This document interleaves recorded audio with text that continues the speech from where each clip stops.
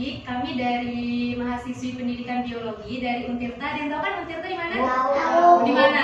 Di situ. Ya, dekat kan di situ. Nah, ya kami dari pendidikan biologi. Nama nama kakak Maulida, panggil aja Kak Maul.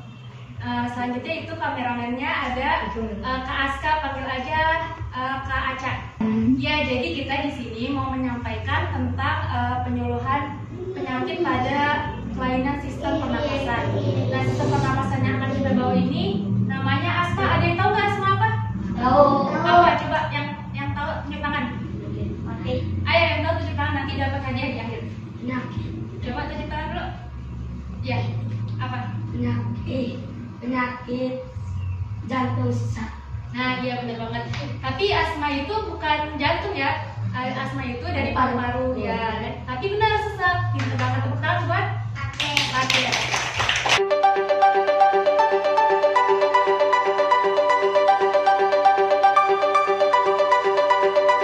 Nah, selanjutnya kita ke pengertian asma dulu ya. Nah, jadi asma itu peradangan kronik. Peradangan kronik itu artinya peradangan yang cukup serius pada saluran pernapasan yang menyebabkan penyempitan pada saluran pernapasan. Jadi saluran pernapasan kita itu kan berbentuk tabung. Nah, kalau kena asma itu kita nanti mengalami penyempitan sehingga kita sesak nafas ya, benar. Nah, apakah asma dapat sembuh? Tidak. Asma itu sebenarnya tidak dapat sembuh, tapi gejala-gejala atau apa namanya? Gejala-gejala atau reaksinya dapat dikendalikan atau dapat ditangani.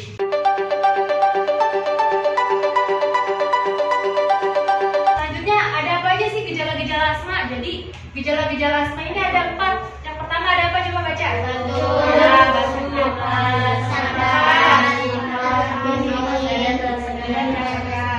Nah, jadi kalau adik-adik di sini ada yang mengalami batuk-batuk, itu wajib diwaspadai, takutnya kena asma. Selanjutnya sesak nafas. Ya pasti ada kan yang pernah ngalamin sesak nafas, nah itu juga harus segera diperiksakan. Terus nafas berbunyi gimana itu? Gimana? Nah, itu namanya nafas berbunyi bunyi. Itu artinya sesek ya nafasnya. Selanjutnya ada dada terasa berat. Jadi dada kita terasa berat banget gitu. Selanjutnya ada, nah ini ada ciri khas-ciri khasnya.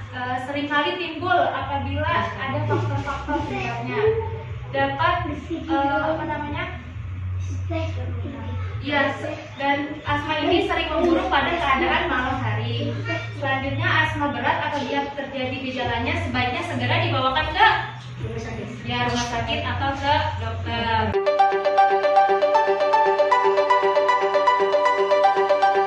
Nah, jadi di sini ada faktor-faktor penyebab penyakit asma. Nah, yang pertama itu disebabkan oleh tungau debu rumah. Nah, selanjutnya ada perubahan cuaca. Selanjutnya ada yang tahu ini apa?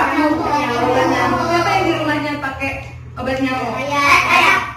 Iya. Jadi obat nyamuk ini bisa menyebabkan asma dari apanya? Dari asapnya ya. Selanjutnya asap rokok. Asap rokok juga bisa menyebabkan asma. Nah, selanjutnya polusi udara pabrik dan kendaraan bermotor. Nah, di sini kan adik-adik tinggal di wilayah terminal. Ya. Nah, dari asap kendaraan itu juga bisa menyebabkan asma.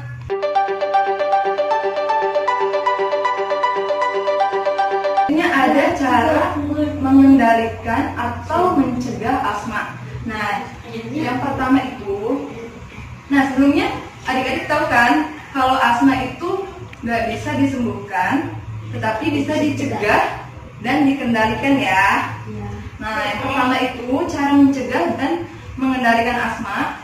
Yang pertama, menghindari penggunaan kasur dan bantal kapuk. Nah, selanjutnya berhenti merokok dan menghindari asap rokok.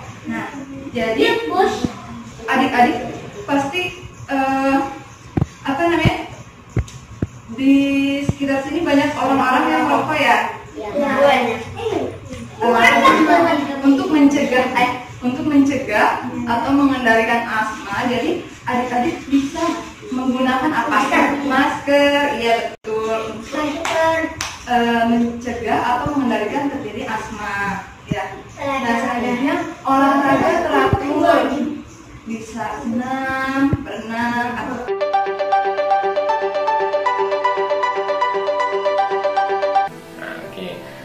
sebenarnya penyakit asma itu gimana sih dok? Penyakit asma itu adalah suatu keadaan yang ditandai dengan kesulitan untuk bernapas. Ya. Itu dikarenakan adanya penyempitan saluran pernapasan yang sifatnya reversibel atau bisa kembali dengan adanya pengobatan. Oke, berarti asma itu suatu kondisi susah napas gitu ya, dia sesak ya gitu ya. Kemudian asma ini sebenarnya nular nggak sih dok? Asma ini merupakan penyakit yang diturunkan. Oh, jadi berarti bukan penyakit menular. Jadi kalau misalnya di samping kita ada pasien asma terus dia lagi asma, kita nggak usah takut dong ya? Ya, itu bukan penyakit menular tapi diturunkan. Oke, berarti itu penyakit yang berkaitan dengan genetik ya teman-teman. Ya. Oke, kemudian pertanyaan berikutnya nih dok. Sebenarnya kalau orang atau pasien nih punya penyakit asma, Ya. sebenarnya apa sih yang buat bisa dia kambuh asmanya? Oke. Jadi ada istilah faktor pencetus ya. Jadi faktor-faktor pencetus itu nanti yang akan menimbulkan dia untuk asmanya kambuh. Ya, beberapa diantaranya adalah kecapean. Ya, kecapean itu bisa membuat pasien asma untuk menjadi kambuh. Kemudian keadaan atau kondisi dingin. Ya. Kemudian keadaan atau kondisi yang banyak debu. Banyak debu, dingin, kecapean itu bisa mencetuskan keadaan asma seseorang kambuh. Juga kondisi batuk pilek yang tidak diobati pada beberapa pasien itu bisa mencetuskan terjadinya asma. Oke, benar. Kayak sekarang ini kan lagi musim panas nih dok ya. Ya. Hawanya panas, lagi banyak sekali masyarakat yang terkena batuk pilek ya. Ya. Jadi buat teman-teman yang punya saudara, punya adik, punya anak yang punya asma, terus kalau dia batuk pilek, sarannya gimana dok?